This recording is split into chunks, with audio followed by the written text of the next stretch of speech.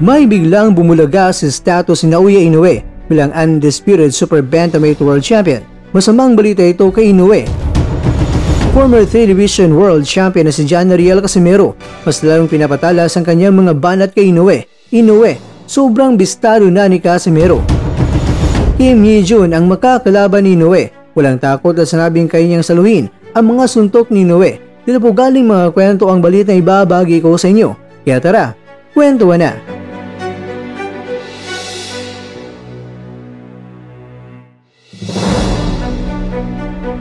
Ito ang biglang bumulaga sa mga fans ni Inoue na kung saan kitang-kita dito sa BoxRec.com na ang paparating na laban ni Kim at Inoue ay 3 mga world title belts lamang ang nakataya at ito ang World Boxing Organization o WBO, World Boxing Council o WBC at ang pangatlo ay ang International Boxing Federation o IBF.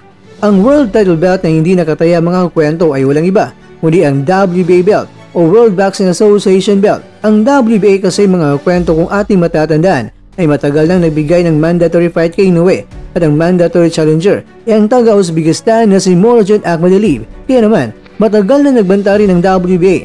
Maaari lang babaklasan itong si Inoue kapag binabaliwala lang ni Inoue ang mandato ng WBA. Pero ganun pa man, ang pagbabanta na yan mga kwento ay literal talaga na pagbabanta lamang ito. Dahil kung tutusin ay sumobra na ang palugit na ibinigay ng WBA kay Inoue na dapat ito ang mas inuna ni Inoue at obligasyon ito ni Inoue na harapin ang mas nauna nagkasa ng mandatory fight. Kaya naman bilang undisputed world champion si Inoue, kung ating pagbabatayan ng BoxRec.com, ulitin ko po mga kwento kung ang ating pagbabatayan ay ang BoxRec ay 3 lamang ng mga world titles ang nakataya sa paparating na laban ni Inoue. Kaya marami ay nagulat na baka dumating na impormasyon sa BoxRec na binaklasan na nga itong si Inoue ng kanyang WBA World Title Belt at kaya 3 na lang ang nakataya sa paparating na laban. Kung ang BoxRec ang ating pagbabatayan, yan napaka-questionable talaga ang ginawa ng BoxRec dahil bakit kulang na isang World Title Belt. Kaya naman, maari kayang nagkamali lang ang BoxRec nito. Ano sa tingin nyo mga kakwento? Kung ang ating pagbabatayan naman ay ang poster na ibinahagi ni Mr. Hideyuki Iwashi, ang promoter at manager ni Inoue, ang undisputed world title fight ang nakalagay, pati na rin ang Top Rank Boxing. May nakalagay pa na 4 na mga korona, 3 mga laban sa isang taon. Kaya naman, masasabi natin na pambubulabog talaga ang ginawa ng BoxRec sa ngayon. Well, malalaman natin yan mga kwento sa paparating na laban kung 4 o 3 lang ng mga belts ang nakataya sa laban.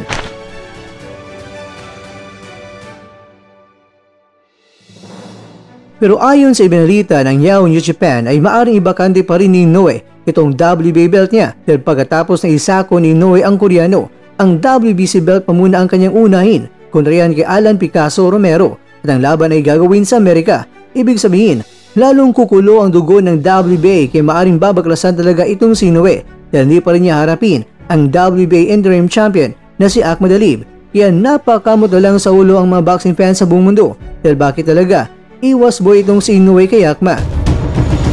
Samantala, bistadong-bistado na ng Cuadroalas ang galawan ni Monster at sa aking video mga kwento ay hindi napigilan ni Cuadroalas na siya ay napag-comment at sinabi niya na ayaw niya akong kalabanin. Ang tintukoy niya ay itong si Inoue at dagdag pa niya na wala raw siya sa ranking kaya hindi papalaga ni Inoue itong si Casimero. Pero sino raw ang kalaban ni Inoue dahil hindi niya ito kilala. Kaya may ilan natin mga followers sa Facebook page kaya hindi napigilan nilang tumawa.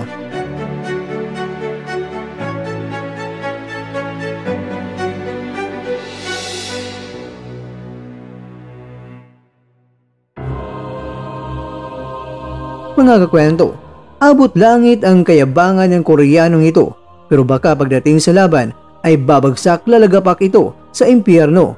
Sobrang minalit niya itong si Naoya dahil gusto niyang si Naoya ay gapang boy ang sa laban ay resulta at hindi lang yan, lakas ng suntok ni Inoue ay gawing panghilamos lang niya dahil kaya raw niya kasi nasaluhin ang suntok ni Naoya.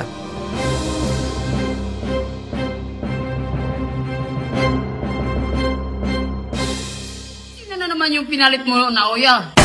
Yun lang. Akala ko ba ikaw yung pinakamalakas? Wow! Hoy, Naoya Inoue.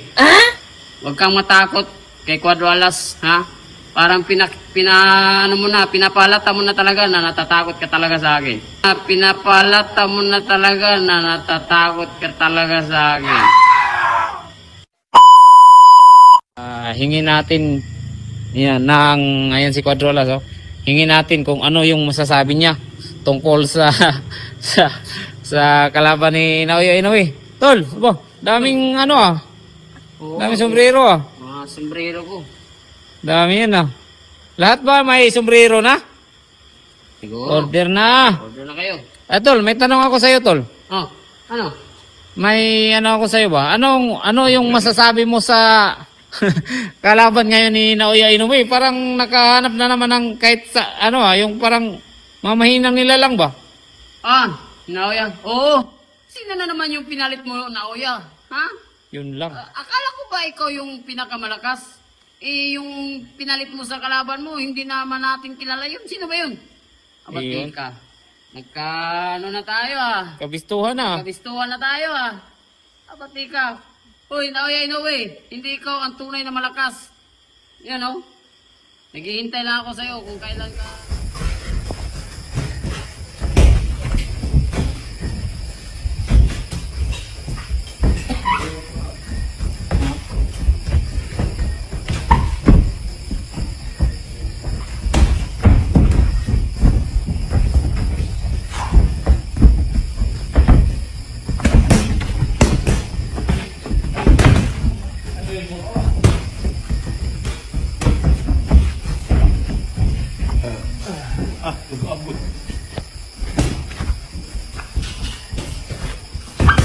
Ayaw dia pag-umot kay taas ka. Ayaw pag-umot.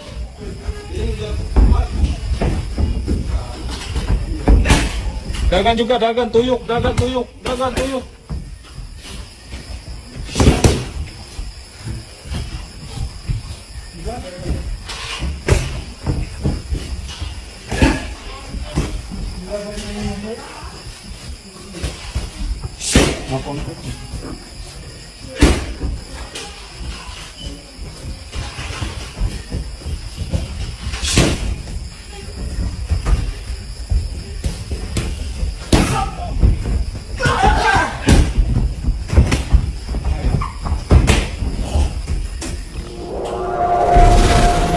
At dyan, nagtatapos ang ating kwento.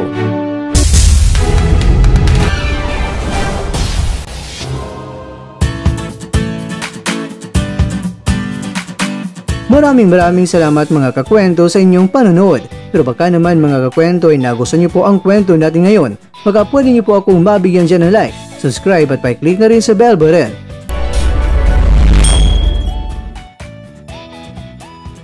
Pero bago tayo matapos mga kakwento ay syempre, shoutout po muna tayo dyan sa ating mga kakwento. Kay kakwentong Rolando Reyes, kay kakwentong Agustin Jr. de la Peña, kay kakwentong Panaghap Vlog, at kakwentong nanonood ngayon, shoutout siyo dyan. Bueno, hanggang dito na po muna ang ating kwentuhan, at abangan nyo lang po ating susunod na video. At dito lang po yan sa isang channel na kung saan maaring ito'y mga kwentong di pa na kwento sa inyo.